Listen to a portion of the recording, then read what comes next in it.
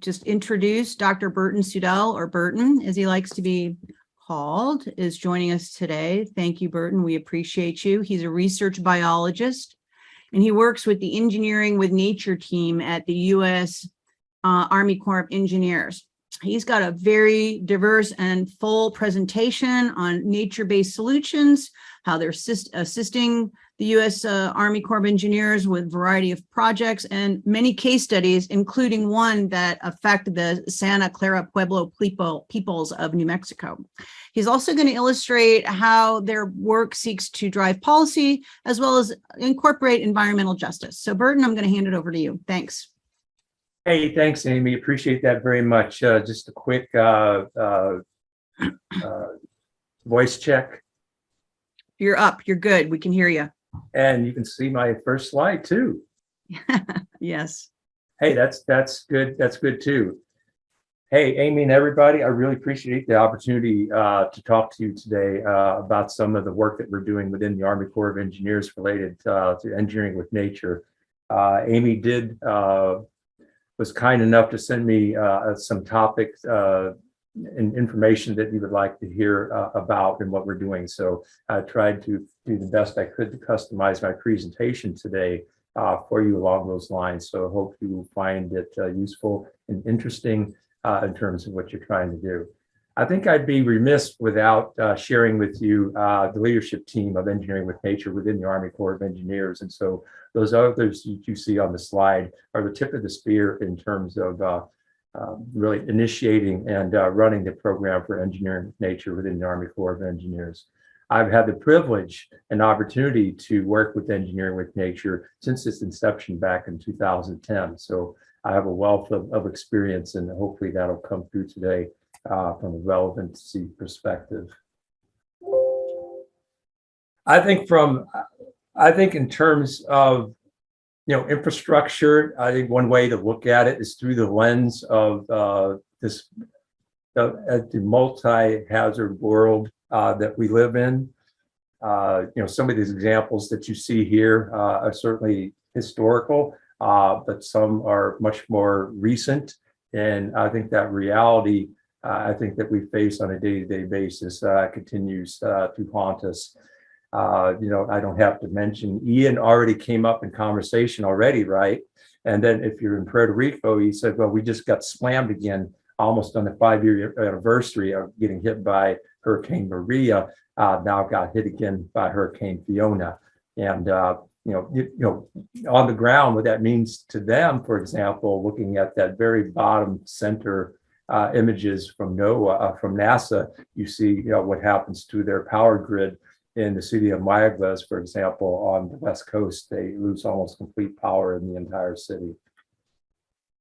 So with that lens, then what has led us to the situation from an infrastructure perspective, looking at climate resiliency? Are we prepared for climate resiliency in this new century? But if we look back just for a moment, that previous century from 1900 to 2000, that was a century of infrastructure for a number of reasons. Look at the miles of roadway, rail, transmission lines, the numbers of bridges and dams, for example, certainly could be considered within the US the century of infrastructure. Yet, if we consider how that infrastructure was designed and built and maintained, I think primarily what you're going to see, it's just going to be made out of concrete, it's going to be made out of steel, it's going to be made out of rock, it's going to be made out of brick.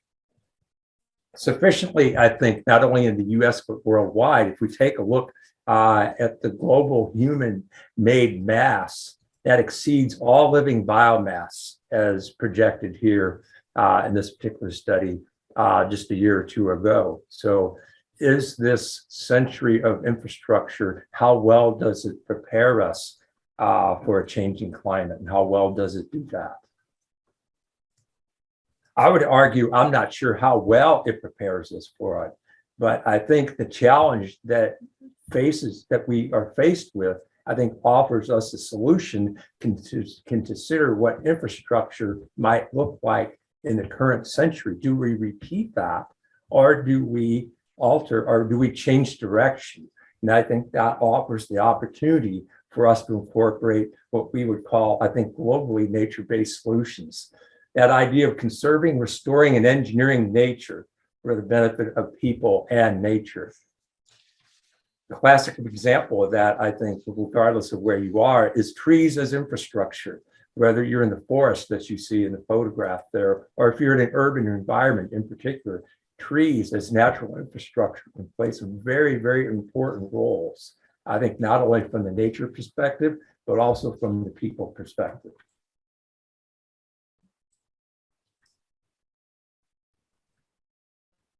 So what is the Army Corps of Engineers doing then as we are in this new century? Are we going to repeat the previous century for infrastructure? Or are we going to change course to meet, for example, climate resiliency head on? And I think the answer to that is we're pivoting. And one of the ways that we're pivoting within the Corps is the standing up of one of the most important initiatives within our organization. Is that's what we call engineering with nature.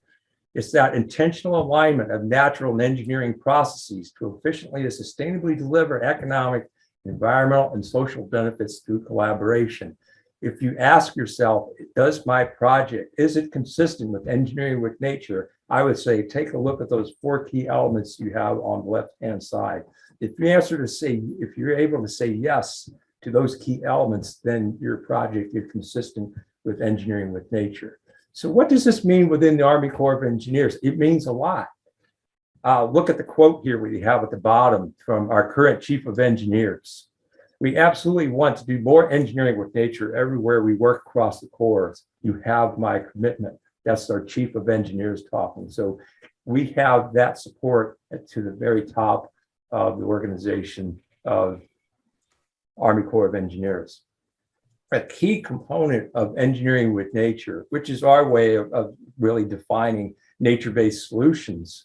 A lot of what we work with, particularly related to our flood risk management mission, is the idea of incorporating engineering with nature through natural and nature-based features. Those refer to landscape features, including trees, beaches, dunes, wetlands, reefs, islands, and others that produce flood risk management benefits and other economic, environmental, and social benefits, also known as co-benefits. So if we look at infrastructure, it needs to go beyond the intended engineering mission and benefits to include economic, environmental, and social as well. So how about we go about doing that? Well, we can incorporate then natural and nature-based features. I think it can serve as a central tenet to regardless of what initiative or what you call it there. And so that's what you see in the graphic on the right-hand side. It's also important for us too, if we talk about how we might implement natural nature-based features into our infrastructure projects, we need evidence, we need the science, we need the guidance to help us go about doing that. Or if we're going to promote innovation, what tools can we offer engineers and scientists to others to help them give a sense how they might innovate in that way?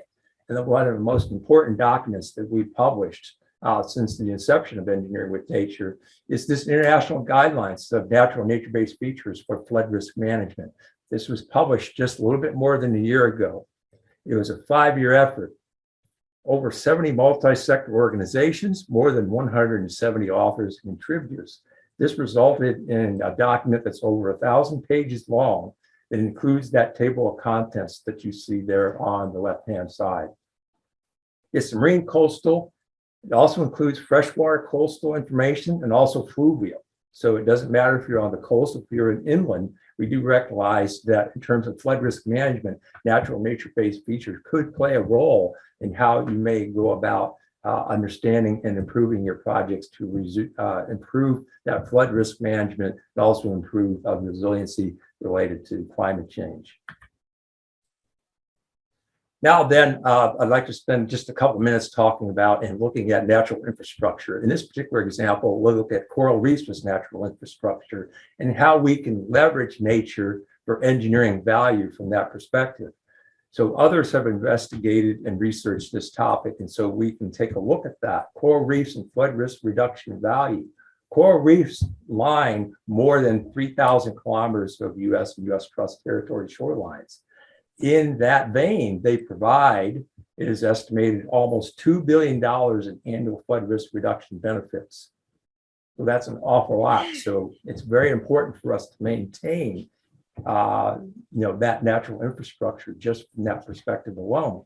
And it's also estimated if we lose the topmost meter of those coral reefs, tens of thousands of people additionally will experience flooding and additional damage to those structures. I would expect it to be into the billions of dollars. What about wetlands? Hurricane Sandy provided us, interestingly enough, an opportunity to take a look at the value that wetlands may play in terms of flood risk reduction from named hurricanes. And so we used existing risk industry tools to help quantify the economic benefits associated with coastal wetlands that were impacted by Hurricane Sandy. And what they found is those wetlands averted more than $625 million in flood damages from that hurricane alone.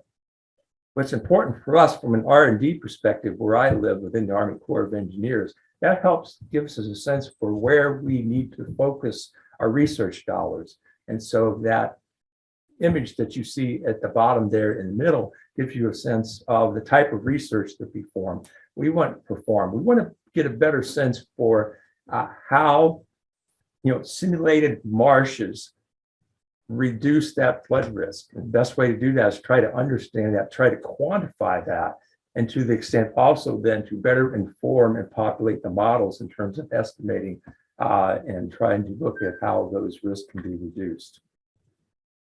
The last one is mangroves. Depending upon where you live, mangroves are very, very important. Depending upon where you live elsewhere, though, mangroves are not wanted at all. But nevertheless, if we look at mangroves, for example, during Hurricane Irma, they played a very important role. It'd be interesting to see, what role mangroves played in terms of reducing flood risk and damage in the wake of Hurricane Ian. But in this particular case, mangroves averted $1.5 billion, it was estimated, in flood damages to properties.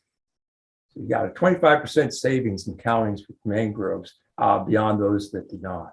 Again, what's also important for here is to understand that risk reduction benefit, but also try to quantify that. And those pictures that you see on the right and at the bottom gives you an example from additional experiments that are conducted here at the RIDIC in Vicksburg to help us quantify that risk reduction benefit related to mangroves. Also important too, it's relatively new, these nature-based solutions that we're trying to incorporate into our infrastructure projects. Wherever it's important, we consider it important for them to be situated. So we're developing also through our R&D, for example, to develop a toolkit for the coastal storm modeling system. We want to provide this capability for others, not only within the Corps, but outside, make it much easier for them to incorporate nature-based features into their projects and be able to model that and understand the benefits and how that impacts the hydrodynamics, the local hydrodynamics. And so it's important for us to help improve and continue to develop these tools to make it easier for us and cheaper to understand what the benefits are going to be. I kid a lot of people here because I don't know about you, but my artistic talents, they really plateaued a very, very long time ago.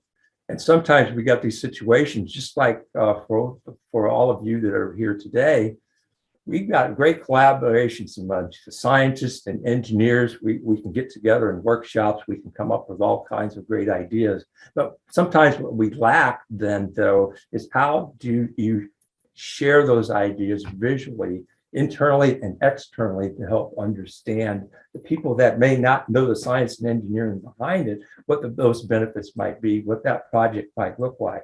So that's why we're teaming with landscape architects to help us visualize what those projects are going to look like. So we actually work with landscape architects through a variety of meetings and workshops. And during real time, we can actually develop drawings that you see there at the bottom, get a sense what natural infrastructure, how that can be incorporated into a flood risk management project. In this particular case, there on the Southeast Texas coast.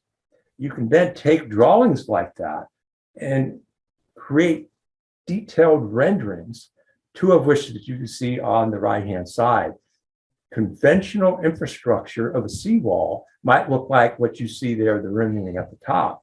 But what if you design that seawall to incorporate aspects, environmental aspects, nature-based features to enhance biodiversity? That seawall could look very, very different. It's not going to reduce its ability from a perspective of the engineering benefit, but it's going to greatly increase the environmental, social, and economic benefits associated with that project. It's very good then to be able to visualize that from a communications perspective. Now, those of you that were reading very carefully and you remember that fourth element of engineering with nature is science-based collaboration.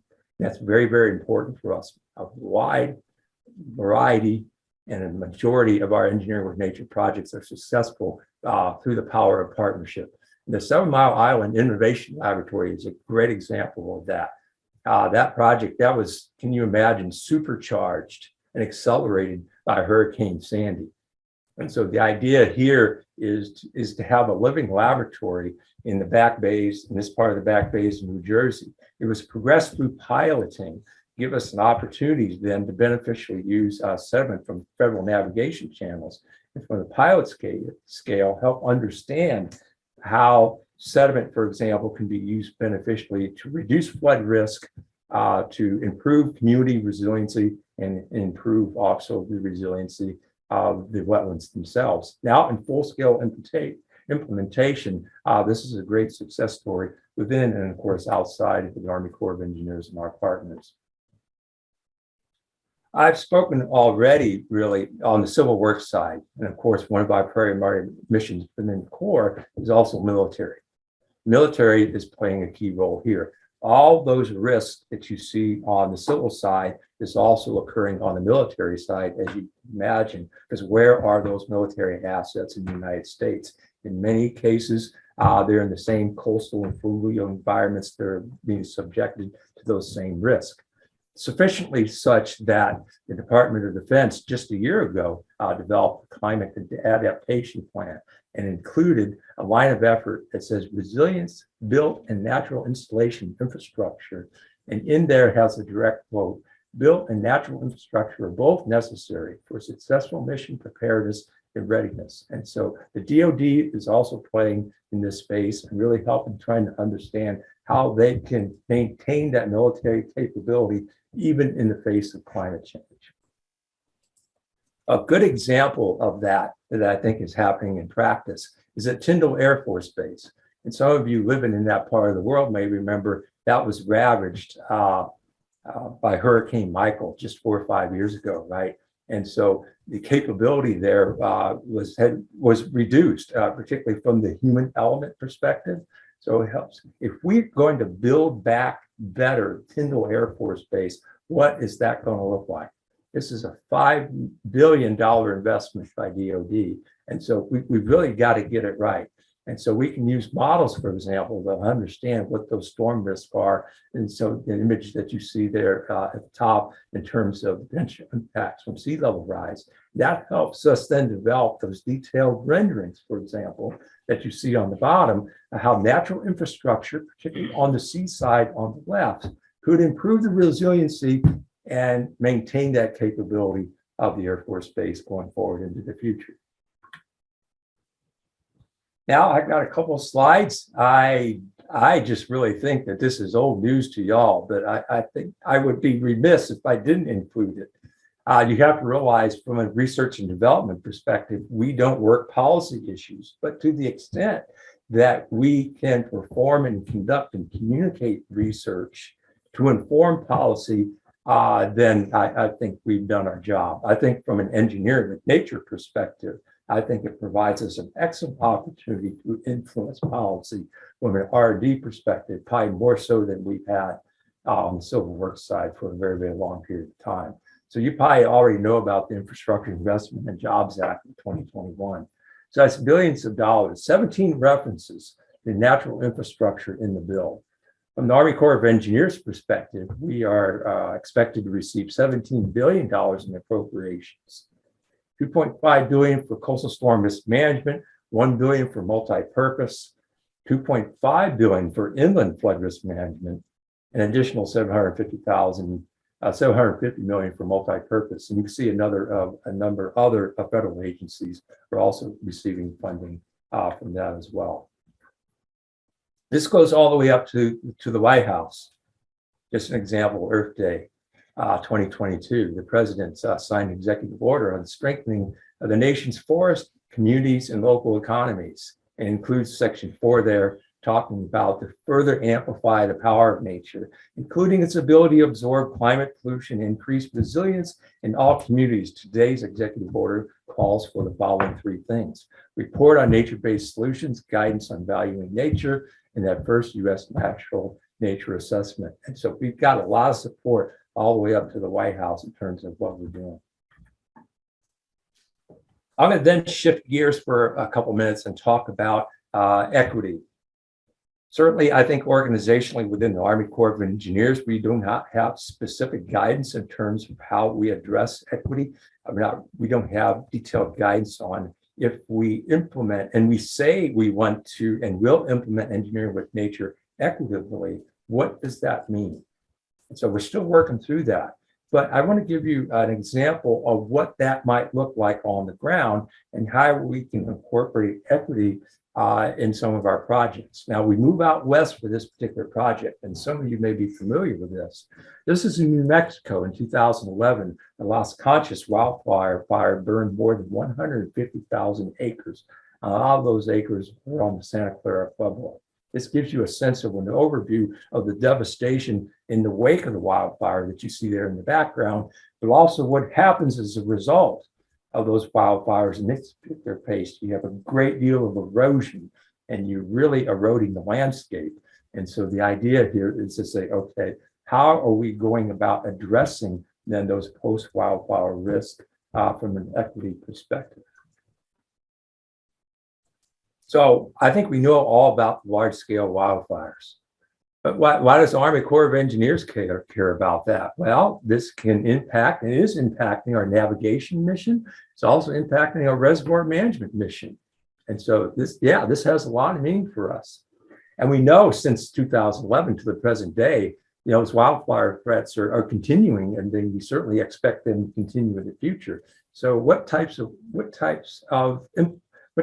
natural nature-based features can we implement and natural infrastructure into our projects? So the Santa Clara Pueblo, in conjunction with many other stakeholders and partners, designed and constructed thousands of structures on tribal land built from natural infrastructure materials. And so the idea is to use natural infrastructure to help control erosion, certainly from a low-cost perspective, using readily available materials like logs, mulch, vegetation, and local rock to help stabilize those now highly erodible soils.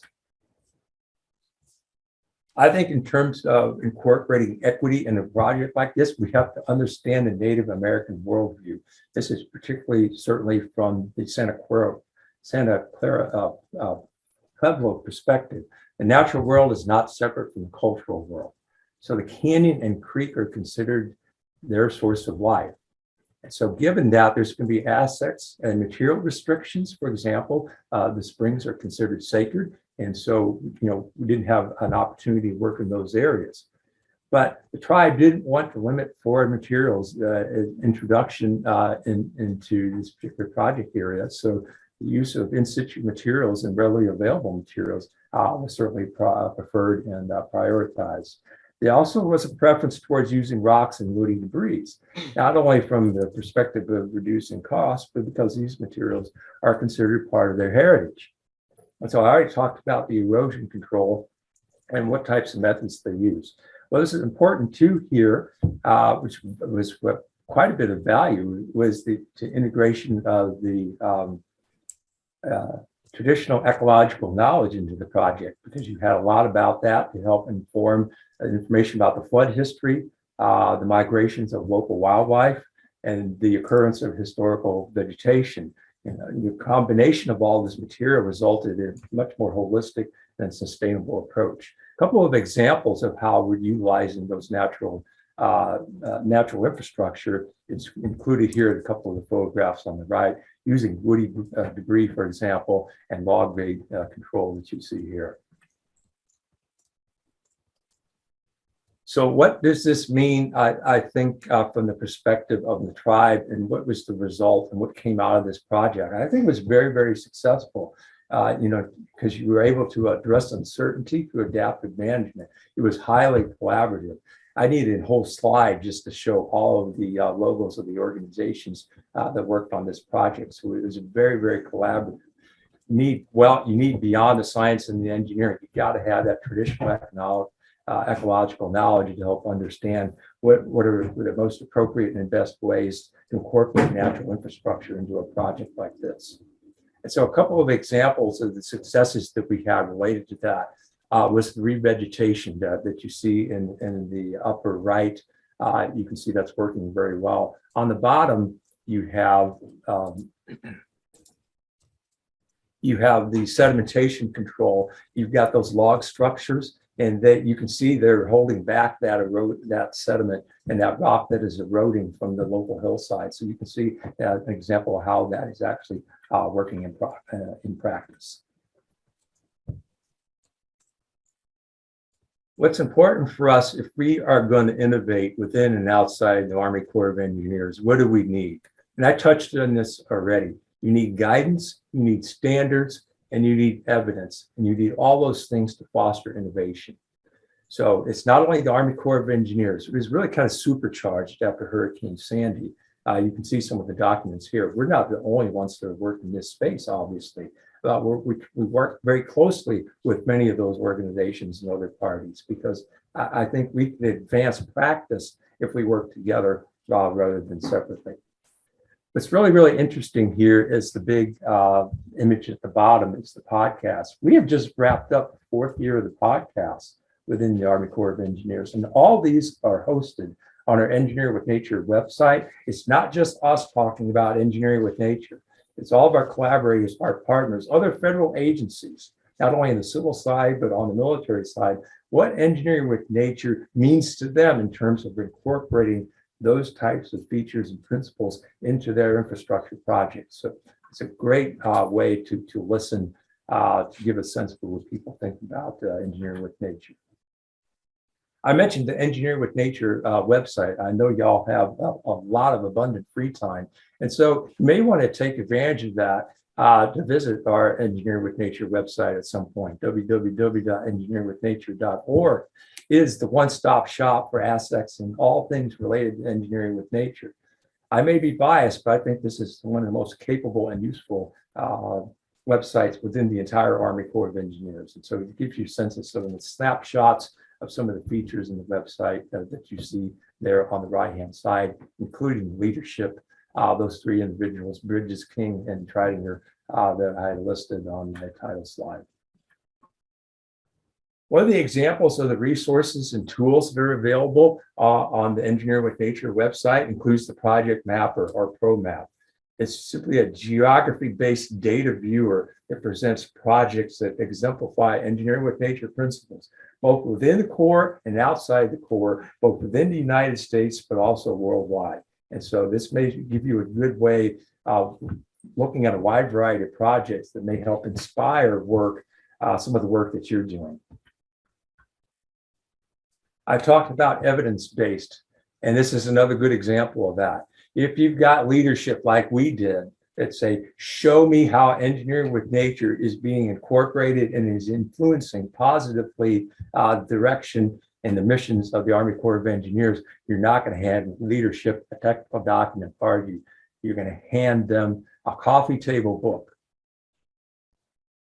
So what we did there in volume 1 there, we published in 2018, volume 1 of the Engineer with Nature Atlas. Realized, of course, that was the tip of the iceberg.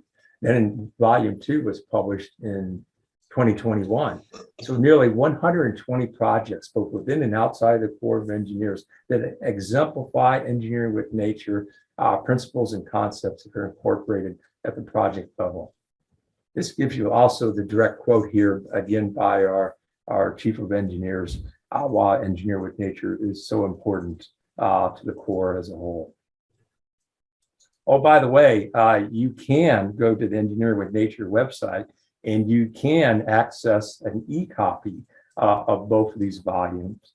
And what you'd be especially intrigued by is you can actually order and request a hard copy be sent to your favorite address, and courtesy of the federal government.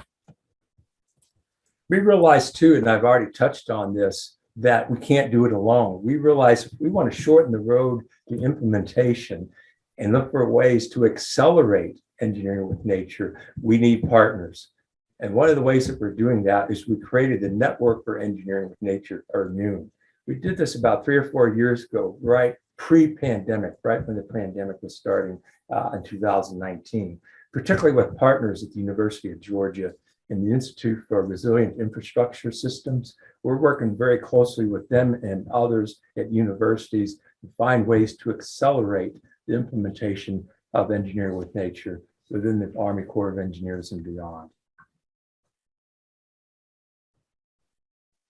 So why are we really doing this? If you think about us from an organizational perspective, why are we doing this? I think there's a lot of advantages that we see in terms of developing engineering with nature, our way of saying nature-based solutions. And I think the value that we're coming at from our perspective is right here on this slide.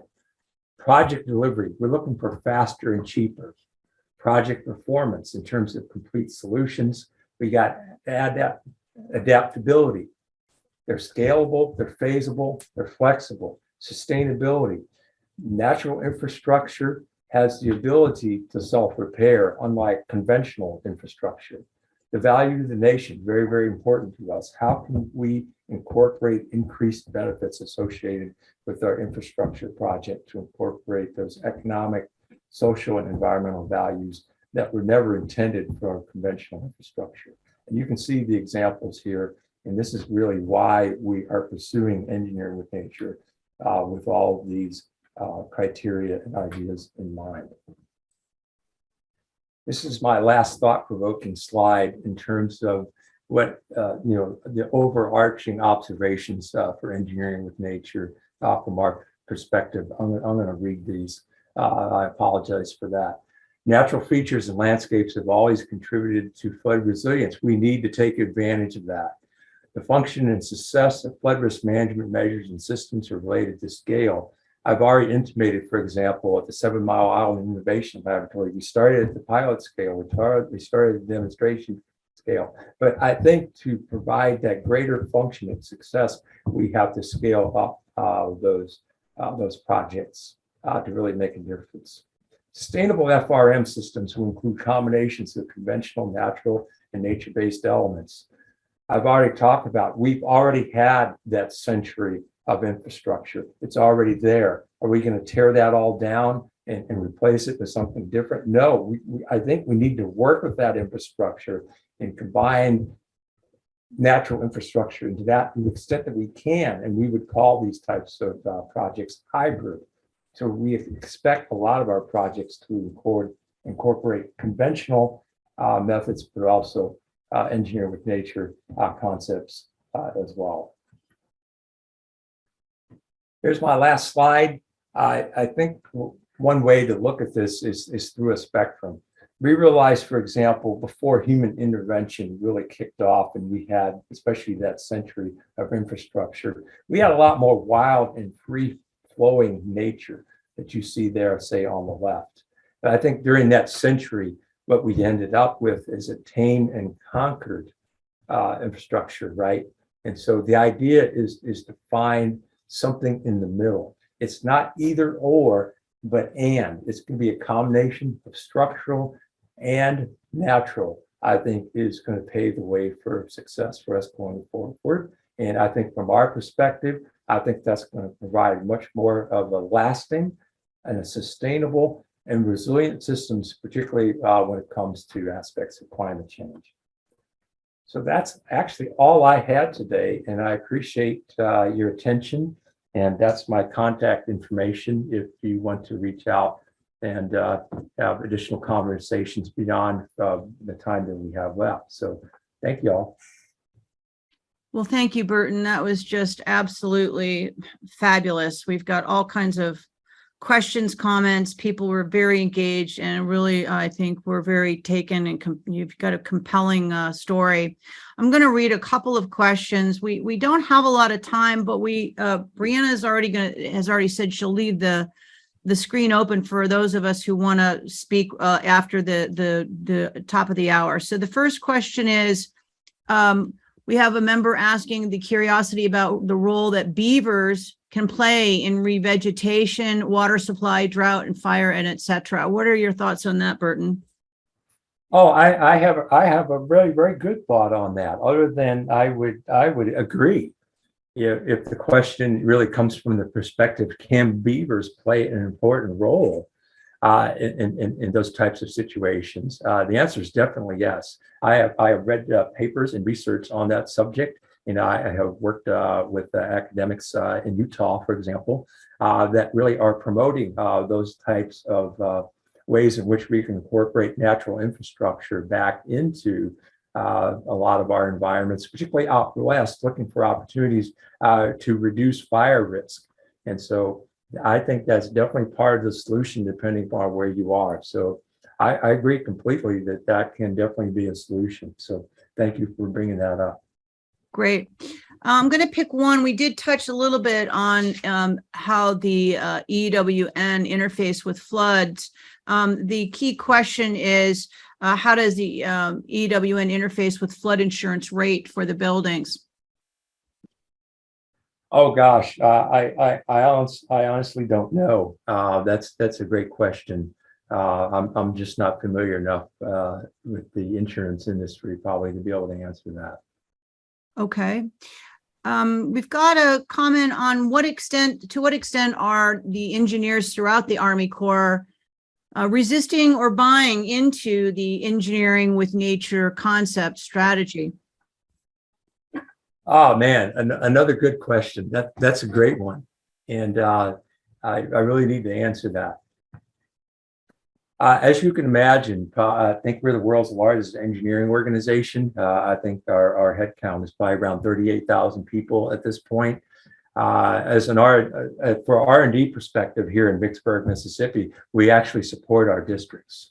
And there's a wide variety of responses to engineering with nature and how well they, should I say, incorporate those principles and concepts into their projects. And there are certain districts within the Corps that are leading the way much more than others. Sufficiently that several years ago, we stood up certain districts that we call proving grounds that were committed to incorporating engineer with nature into their infrastructure projects. And so the three districts that we identified earliest was Philadelphia, Buffalo, and then Galveston. And we've included a few more districts since that time to include Mobile district and also San Francisco. And so those districts are leading the way in terms of incorporating engineering with nature into their projects. There are districts, though, that are relatively quietly incorporating these concepts into their project, and they're just going about their business and not making any noise. And we appreciate that. And sometimes we have to look a little bit harder into those recesses of the organization to find those success stories. But we're so pleased when we encounter that. Then, though, it's back to the other portion of the Army Corps of Engineers where conventional is still favored.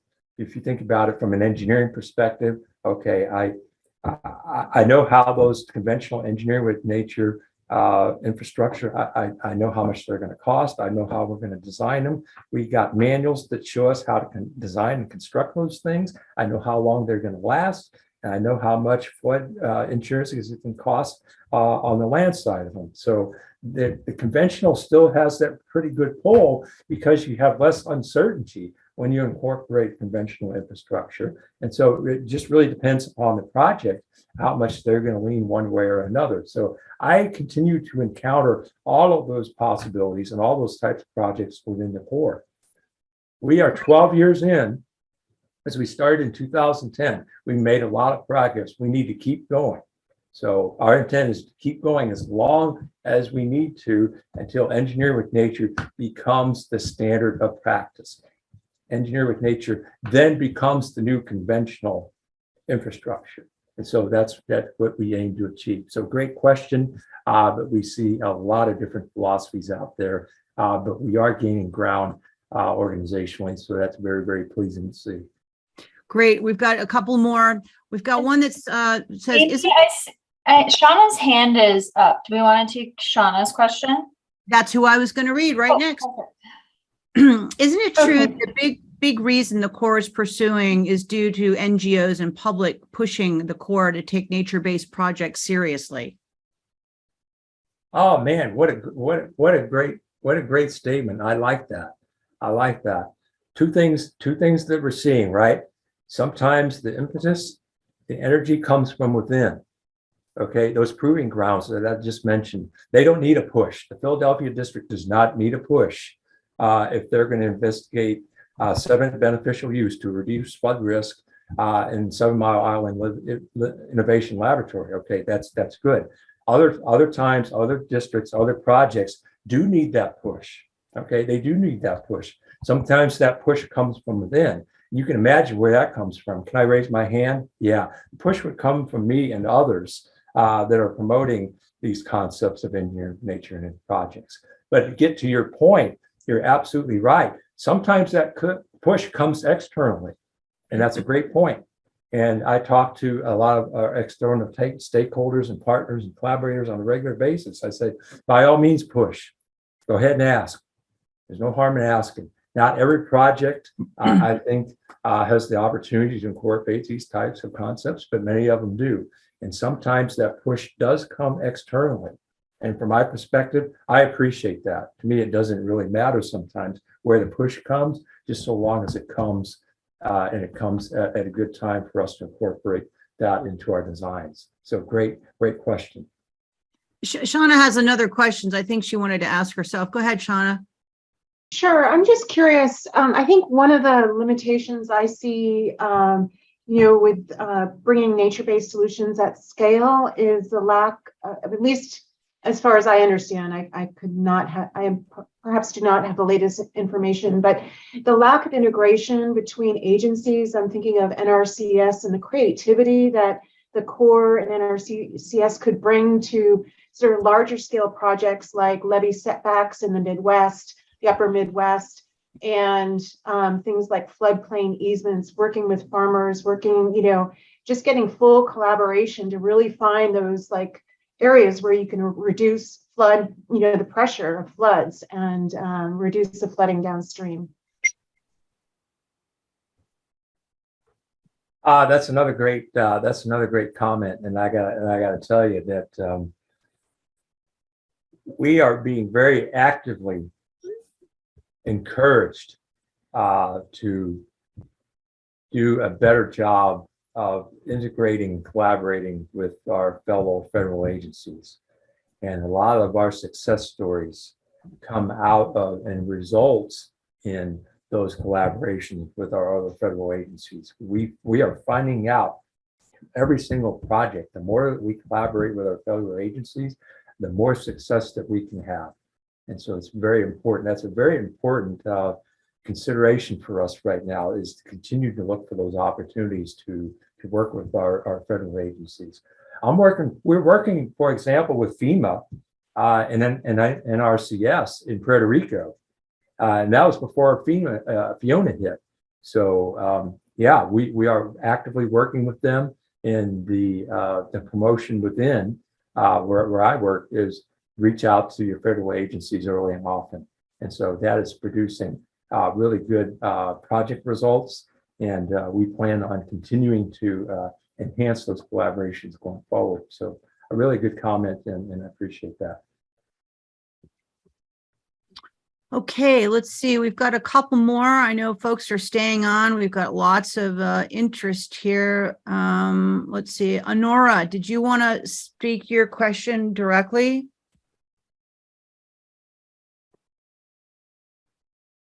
Okay. Yes, I've worked with the State of Louisiana Coastal Protection and Restoration Authority with the New Orleans District on many projects where we tried to incorporate the ecological benefits, the socioeconomic benefits in with the, more physical benefits.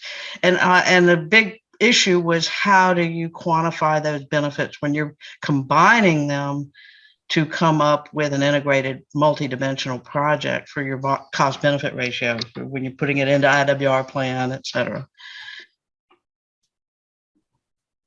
Oh, man. This is a really, really good group, because I just got another great comment.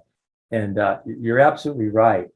One of the biggest issues that we have, and I've spent 30 minutes talking about these additional benefits, but how do you quantify them?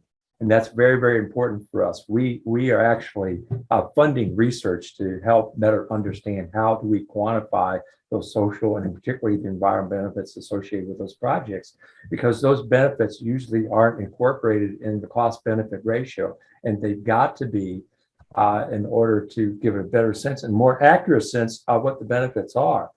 We have, for example, projects that we work with, our beneficial use projects that were built decades ago. Not only were they successful, they are continuing to provide benefits decades later. And so how do you incorporate that into the CBR? And that's a very important aspect of research that we're actively working on right now, because we have to change that calculus. We have got to include those additional costs. I know it could be harder to incorporate and quantify those benefits, but we've got to change the calculus. Thank you. Okay, Stephen, did you want to speak your question directly? Stephen Mack? Which one? Oh, why don't you pick one and go for it, since we've got a lot of other questions in the queue.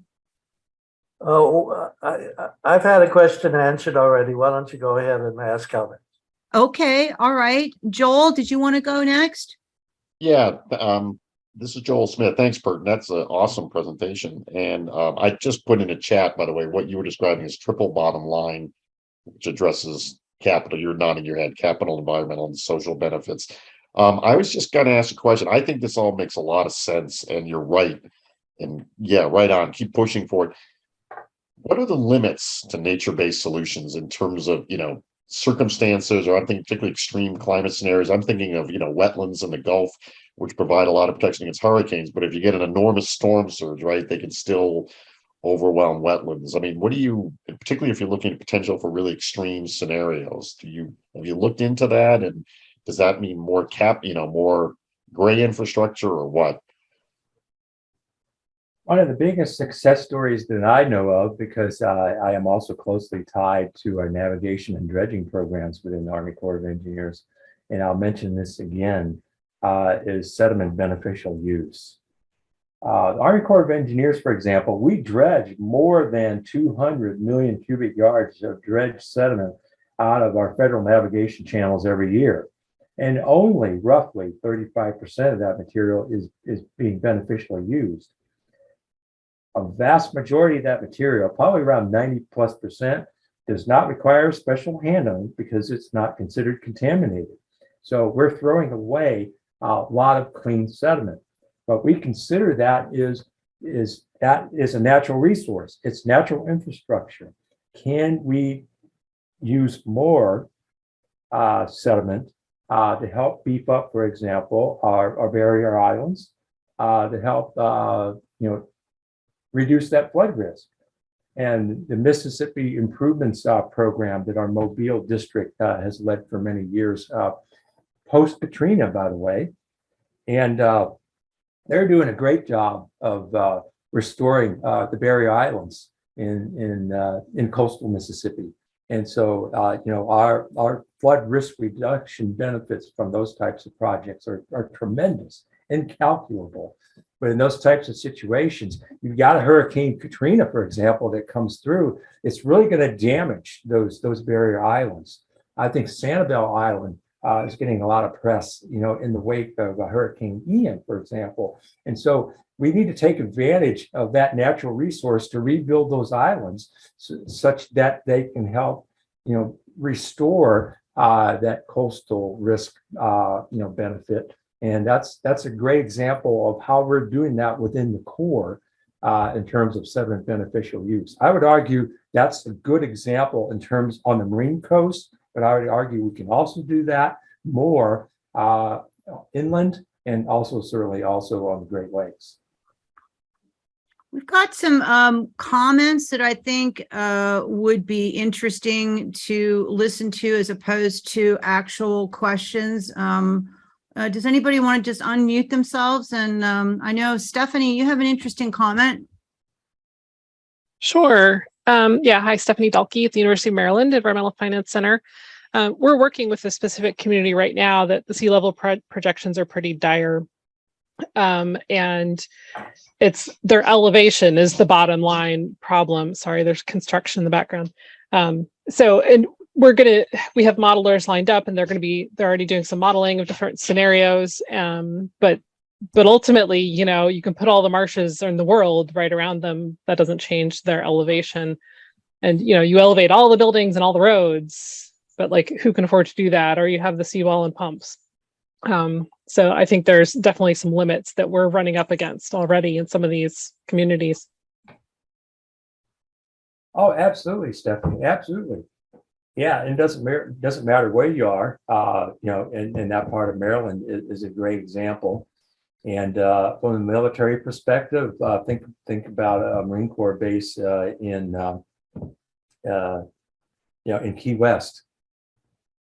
What are their options? Okay, and there really aren't any, right? There are situations where elevation doesn't give you that option. And just like a lot of other situations on small island states, where you got these issues you got these situations where you got the ridge to reef situation. Retreat is not an option, and so you realize you're gonna lose some of that. You're gonna lose some of that infrastructure. You're gonna lose some of those communities because they have no place to go. So the point's very well made in these situations where your retreat really is, it's really going to be the only option. And the Marine Corps base in the Florida Keys is probably a really good example.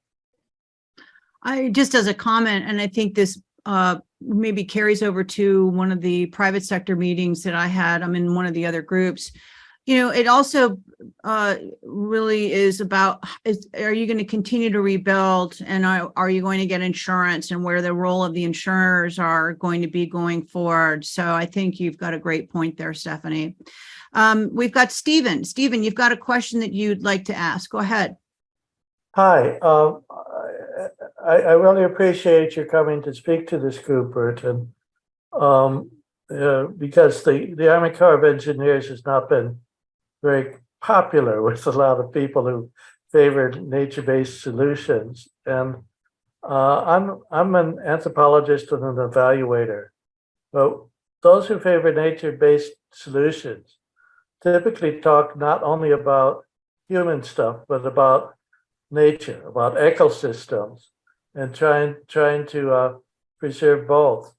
That gets me into questions related to what you said that you needed, which is standards and things like that. Engineering standards are typically very precise. With ecosystems and climate change, we have a lot of imprecision and unknowns here. So, plus you have nature not being efficient necessarily on an individual case, but counting on quantity to keep nature going. So I'm a little confused about what kind of standards you're looking for and where you expect them to get them in this kind of as an environment. Wow, great question. I'm a research biologist, so not being an engineer, I'm a little less worried about those standards. But the Army Corps of Engineers has a plethora of engineering and coastal engineering manuals. Some of those are older or as old as some of the youngest people that are participating in today's webinar, and they need updating. And I think to consider how nature-based solutions can be incorporated into those engineering manuals. It gives us a really good opportunity to update them to reflect current practice. But you're right, that's really tricky. And we're introducing, I think, more uncertainty here, right? And if you're a coastal engineer, you've got a lot less uncertainty when you've got decades of projects working from an coastal engineering manual, for example. And so this is certainly a challenge for us. And there's simply going to be some situations where you're not going to be able to design that. You're not going to know exactly how nature is going to shape that natural infrastructure that you have incorporated into that project. But I think hopefully understanding the local hydrodynamics and the waves and the pressures and stressors on that environment, you should be able to get a sense for how well it might behave in the future. And I think from that perspective, I think it really calls for a different way of managing our projects. As you can imagine, you're probably familiar with conventional infrastructure out there. The last rock is placed, we're done. We wash our hands and we're done. We forget about it for the next 50 years, right? But I think in these types of situations, I think that calls probably more for an adaptive management approach. And I think just washing our hands and walking away is probably not something that we may be able to rely on so much going forward. And I think that requires a more active management approach. Mm-hmm. Thank you. Great response. Okay, well, this has just been a fabulous exchange. Is there anybody else? We have some time. Is there anybody else that would like to make a comment?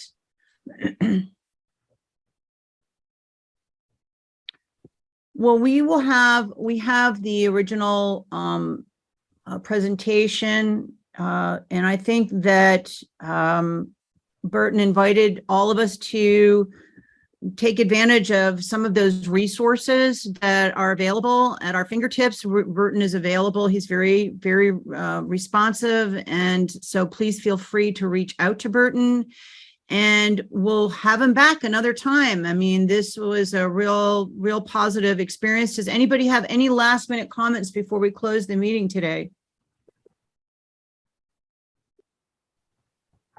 Okay, Burton, thank you. Thank you for your, just wonderful presentation. And thank you for staying over the allotted time. And we just really appreciate you. And we hope that you'll come back again.